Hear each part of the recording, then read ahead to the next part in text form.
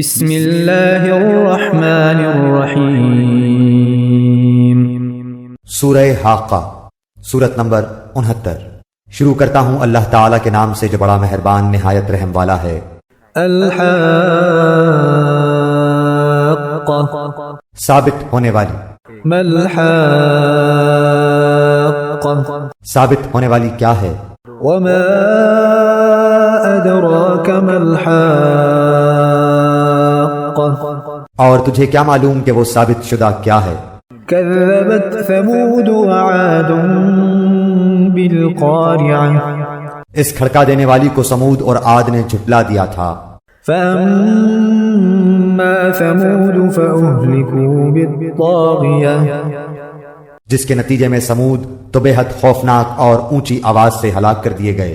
وأما عاد فأهلكوا بريح صرصر عاتیہ، اور عاد بے حد تیز و تند ہوا سے غارت کر دیے گئے۔ سخرها عليهم 7 ليال و8 أيام حسوما فترى القوم فيها صرعا كأنهم أعجاز نخل خاوية، جسے ان پر لگاتار 7 رات اور 8 دن تک اللہ نے مسلط رکھا، بس تم دیکھتے کہ یہ لوگ زمین پر اس طرح گر گئے جیسے کہ کھجور کے کھوکھلے تنے ہوں۔ فهل ترى لهم من باقية، کیا ان میں سے کوئی بھی تجھے باقی نظر آ رہا ہے؟ وجاء فرعون ومن قبله والمؤتفكات بالخاطئة، فرعون اور اس سے پہلے کے لوگ اور جن کی بستیاں الٹ دی گئیں انہوں نے بھی خطائیں کی۔ فعصوا رسول ربهم فأخذهم أخذة رابية، اور اپنے رب کے رسول کی نافرمانی کی، بالآخر اللہ نے انہیں بھی زبردست گرفت میں لے لیا۔ إنا لما طغى الماء حملناكم في الجارية، جب پانی میں طغیانی آ گئی تو اس وقت ہم نے تمہیں کشتی میں چڑھا لیا، لنجعلها لكم تذكرة وتعيها أذن واعية، تاکہ اسے تمہارے لیے نصیحت اور یادگار بنا دیں، اور تاکہ یاد رکھنے والے کان اسے یاد رکھیں۔ فإذا نفخ في الصور نفخة واحدة، پس جبکہ سور میں ایک پھونک پھونکی جائے گی، وحملت الأرض والجبال فدكتا دكة واحدة، اور زمین اور پہاڑ اٹھا لیے جائیں گے اور ایک ہی چوٹ میں ریزہ ریزہ کر دیے جائیں گے۔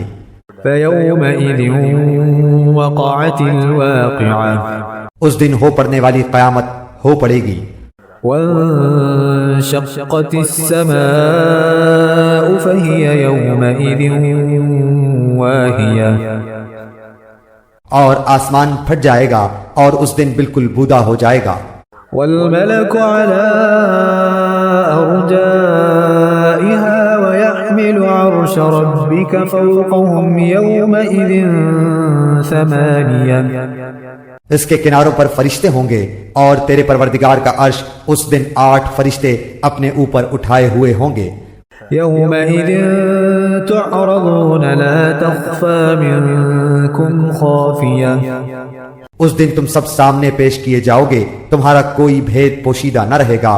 فأما من أوتي كتابه بيمينه فيقول هاؤم اقرءوا كتابيه، سو جسے اس کا نامہ اعمال اس کے دائیں ہاتھ میں دیا جائے گا تو وہ کہنے لگے گا کہ لو میرا نامہ اعمال پڑھو، إني ظننت أني ملاق حسابيه، مجھے تو کامل یقین تھا کہ مجھے اپنا حساب ملنا ہے۔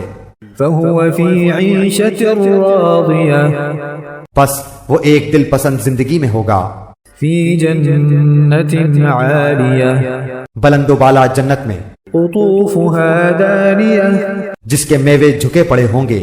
كلوا واشربوا هنيئا بما أسلفتم في الأيام الخالية، ان سے کہا جائے گا کہ مزے سے کھاؤ پیو اپنے ان اعمال کے بدلے جو تم نے گزشتہ زمانے میں کیے۔ وأما من أوتي كتابه بشماله فيقول يا ليتني لم أوت كتابيه لیکن جس سے اس کے اعمال کی کتاب اس کے بائیں ہاتھ میں دی جائے گی وہ تو کہے گا کہ کاش کہ مجھے میری کتاب دی ہی نہ جاتی، ولم أدر ما حسابيه اور میں جانتا ہی نہ کہ حساب کیا ہے۔ يا ليتها كانت القاضية کاش کہ موت میرا کام ہی تمام کر دیتی۔ ما أغنى عني ماليه میرے مال نے بھی مجھے کچھ نفع نہ دیا، هلك عني سلطانيه میرا غلبہ بھی مجھ سے جاتا رہا۔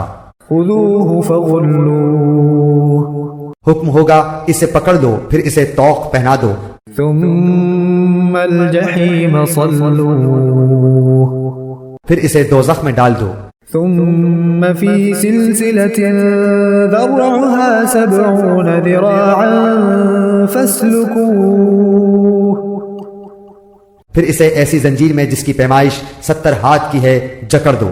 إنه كان لا يؤمن بالله العظيم بے شک یہ اللہ عظمت والے پر ایمان نہ رکھتا تھا، ولا يحض على طعام المسكين اور مسکین کے کھلانے پر رغبت نہ دلاتا تھا۔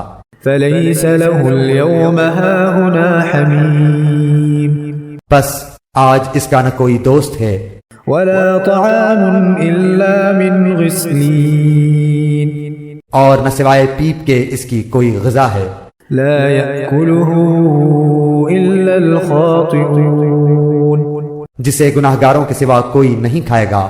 فلا أقسم بما تبصرون بس مجھے قسم ہے ان چیزوں کی جنہیں تم دیکھتے ہو، وما لا تبصرون اور ان چیزوں کی جنہیں تم نہیں دیکھتے۔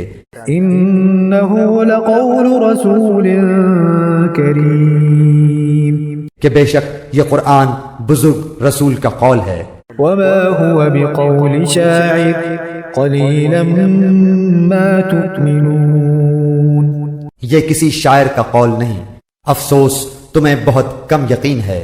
ولا بقول كاهن قليلا ما تذكرون اور نہ کسی کاہن کا قول ہے، افسوس بہت کم نصیحت لے رہے ہو۔ تنزيل من رب العالمين یہ تو رب العالمین کا اتارا ہوا ہے، ولو تقول علينا بعض الأقاويل اور اگر یہ ہم پر کوئی بھی بات بنا لیتا لأخذنا منه باليمين تو البتہ ہم اس کا داہنا ہاتھ پکڑ لیتے، ثم لقطعنا منه الوتين پھر اس کی شہرگ کاٹ دیتے، فما منكم من أحد عنه حاجزين پھر تم میں سے کوئی بھی مجھے اس سے روکنے والا نہ ہوتا۔ وَإِنَّهُ لَتَذْكِرَةٌ لِّلْمُتَّقِينَ یقیناً یہ قرآن پرہیزگاروں کے لیے نصیحت ہے۔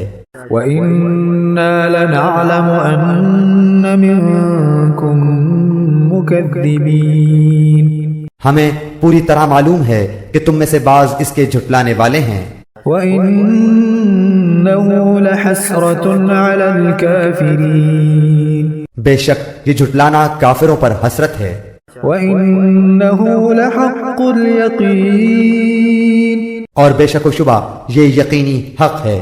فَسَبِّحْ بِاسْمِ رَبِّكَ الْعَظِيمِ پس تو اپنے رب عظیم کی پاکی بیان کر۔